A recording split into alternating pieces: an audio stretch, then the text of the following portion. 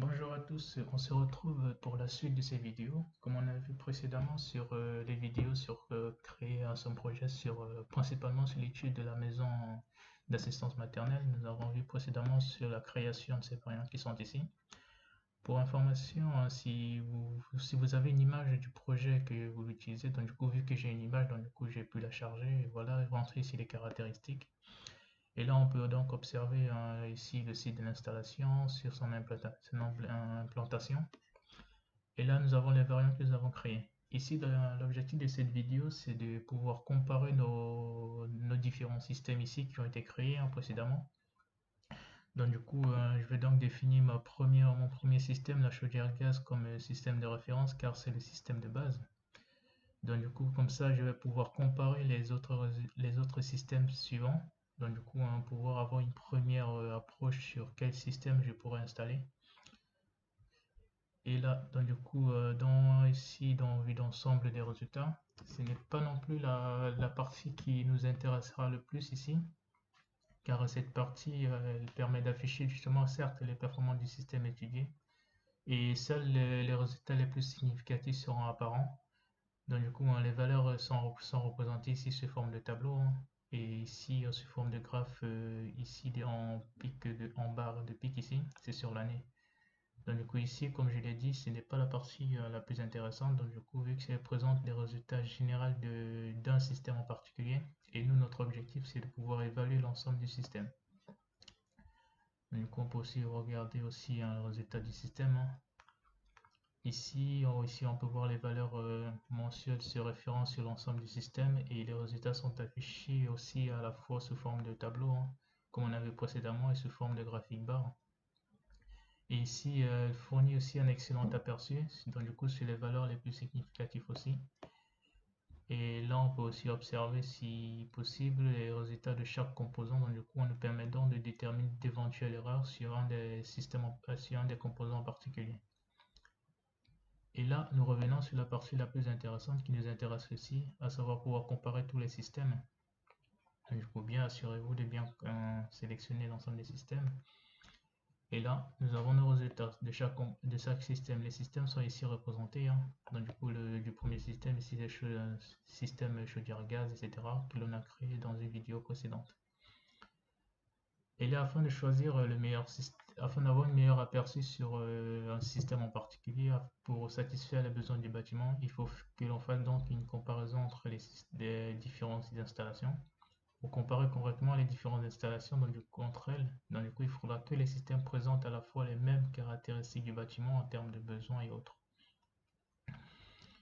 Donc du coup, les résultats les plus significatifs ici, on peut observer par exemple le déficit énergétique. C'est plus un indicateur d'un système fonctionnel, c'est-à-dire c'est la différence entre l'énergie que l'on demande et celle que l'on a effectivement consommée. Et ce déficit indique souvent qu'à un certain temps de l'année, on n'a pas atteint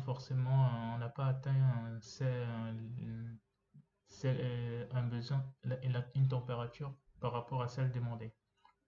Donc du coup, plus le déficit est grand et plus le besoin ici risquerait de ne pas être forcément couvert. Donc du coup, on peut donc avoir, d'après les informations, ici, là, on peut observer un déficit assez grand en période hivernale, hein, de chaque système. Donc du coup, on peut observer ici que la chaudière gaz, qui est représentée ici en vert, et la chaudière appelée, qui est représentée, la chaudière appelée, qui est euh,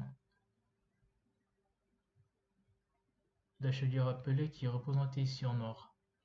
Et nous avons aussi la chaudière pompe à chaleur plus solaire thermique et photovoltaïque qui est représentée ici en gris, donc du coup sur l'année.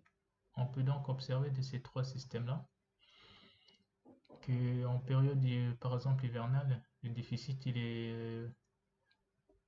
est plus grand que les autres systèmes, voire deux fois plus. Donc du coup cela signifie que qu'ils sont peut-être moins adaptés au bâtiment ou qu'il y a des améliorations à réaliser sur le modèle.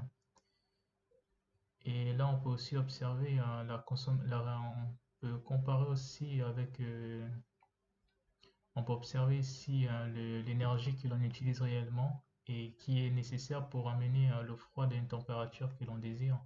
Donc, du coup, ce que l'on consomme réellement ici, on peut constater aussi en période hivernale, les consommations réelles ici sont très importantes car en hiver, donc, du coup, on a besoin d'eau chaude pour pouvoir à la fois se chauffer et aussi pour avoir un certain confort. Et là, on peut aussi voir donc, du coup, la consommation totale en énergie.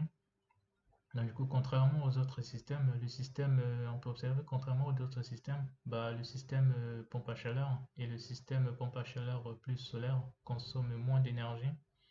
Ici, le système pompe à chaleur qui est là. Et nous avons aussi le système pompe à chaleur plus solaire qui se trouve à la courbe rouge ici, qui est là entre la violette et la bleue. Donc, du coup, on peut voir que ces deux systèmes consomment moins d'énergie. Et nous verrons à partir de l'analyse rentabilité le point de vue économique de ces systèmes, car même si un système consomme beaucoup ou moins que les autres systèmes, cela ne nécessite pas forcément que- qu'une augmentation des frais, cela ne nécessite pas vraiment qu'on aurait une augmentation des frais au niveau de nos factures, parce que vu que c'est le plus important, c'est aussi de pouvoir réduire aussi nos factures. Donc, du coup, on va aussi voir, je vais aussi analyser, avoir une autre expertise qui nous permettra donc d'avoir deux points de vue, à la fois au niveau rentabilité, c'est-à-dire économique, et aussi sur le plan technique. Donc, du coup, il faudra donc que les systèmes soient opérationnels tant qu'on en a besoin. Donc, du coup, le système devra être opérationnel, nous permettant donc de couvrir nos besoins. Voilà pour cette partie analyse qu'on a pu voir pour deux systèmes en particulier qu'on a pu retenir, à savoir le système pompe à chaleur et le pompe à chaleur solaire thermique. Et nous verrons donc du coup un deuxième point de vue sur une autre vidéo, la partie rentabilité, qui nous permet d'avoir un autre aperçu sur la partie finance des systèmes et de pouvoir avoir un avis définitif sur le système qui correspond le plus à cette étude.